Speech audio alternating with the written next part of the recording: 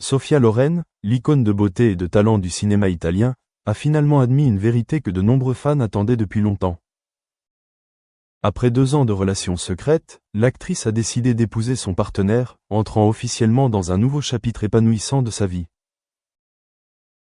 Ce n'est pas seulement une bonne nouvelle pour elle, mais aussi un grand bonheur pour ceux qui l'ont suivie et aimée au fil des années.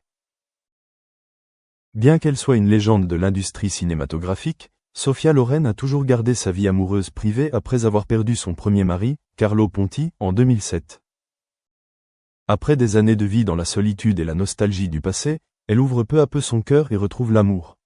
Cependant, au lieu de rendre la chose publique dès le début, elle a choisi de sortir en secret, laissant la relation se développer naturellement.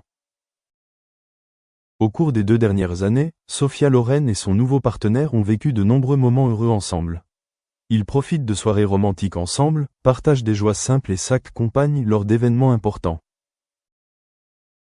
Même si elle a plus de 80 ans, l'actrice conserve toujours son charme et son optimisme, ce qui rend son amour encore plus spécial.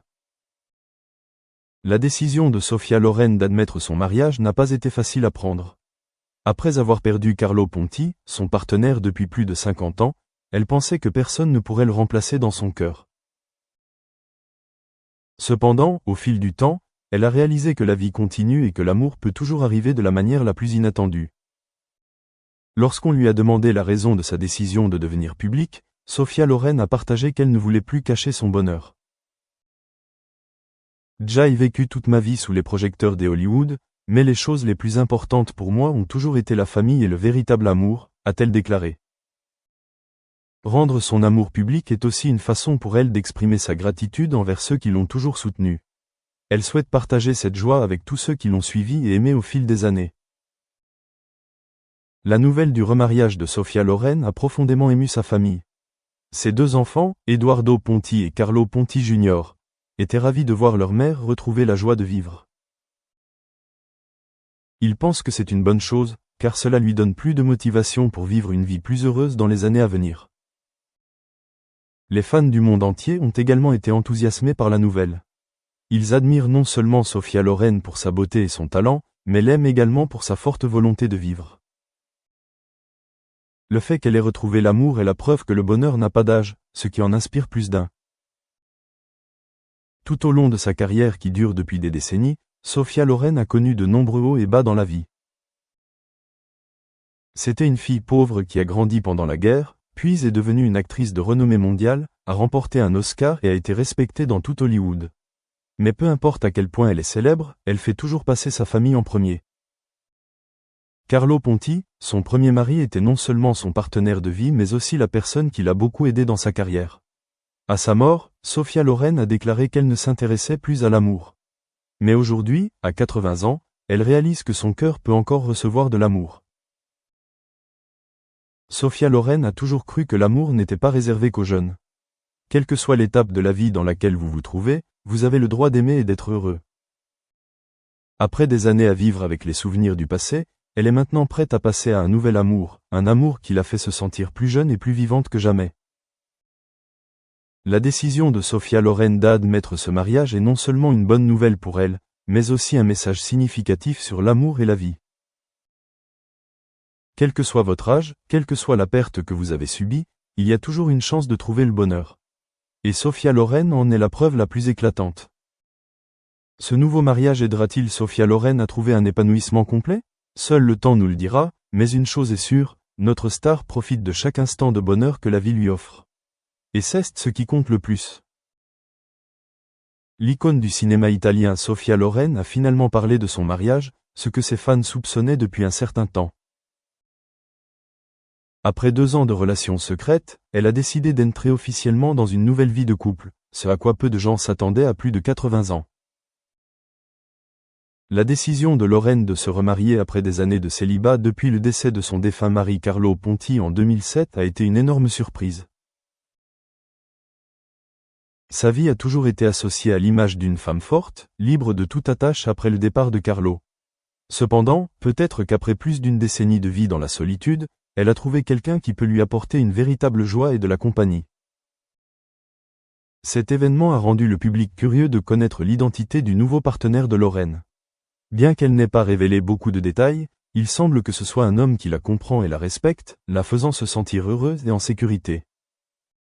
Sa famille, y compris ses 2 enfants Eduardo Ponti et Carlo Ponti Jr., semblait également très favorable à cette décision. Ils souhaitent que leur mère ait une vie pleine, qu'elle n'ait plus à souffrir de la solitude comme avant. Malgré son âge avancé, Sophia Loren conserve toujours un esprit optimiste et une passion pour l'art. Elle a un jour partagé que l'amour et l'appréciation de la vie l'ont aidée à surmonter de nombreux défis dans la vie. C'est peut-être pour cela que cette fois-ci, elle n'évite plus le mariage, mais l'accueille. Anchor institutions and important economic drivers within their regions, and will continue to be so. And I wouldn't want to downplay that at all. If it doesn't sit within a wider set of structures and frameworks that can take advantage of that, then for me, the question is, there are limits to what universities can do as anchor institutions that are driving that leveling up agenda. So you can have a big pharmaceutical company, for example, that invests in a center of excellence at a Scottish university, but then if the manufacturing and a lot of the value add goes elsewhere, then it's not actually providing the meaningful opportunities more widely in society.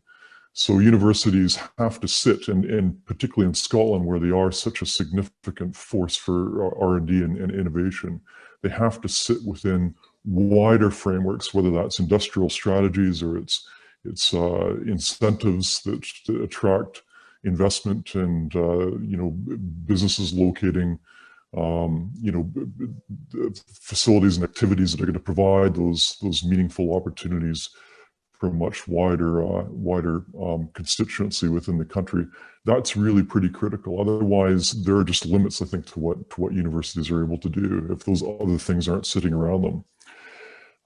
So that wider ecosystem is really important. I think that universities can play a really important convening role as well. And we know that our university, which hasn't necessarily been traditionally known for even how we bring together our academic side and industry, we're putting all kinds of different activities into place to become much better at that, as are all universities. But once again, there are still going to be limits around the extent to which you get those spillover effects that I think that really then begins to have a really significant and positive impact on that leveling up agenda. So I guess to summarize my point, I think that universities are critically important for the leveling agenda in Scotland, but they really have to sit within a much wider framework that involves government, right? It involves the various incentives that are in place for investment, and particularly if Scotland is more than a place-based location for just science and research and innovation, it also has to be a really significant place-based location for investment in the sorts of activities that are going to provide meaningful employment and wider opportunities for communities more generally. I wonder if I could just ask you, Brad. I think you have a particular focus on international strategy at St Andrews as well. And although this has been touched on briefly, it is another facet to this discussion. There was a University of Scotland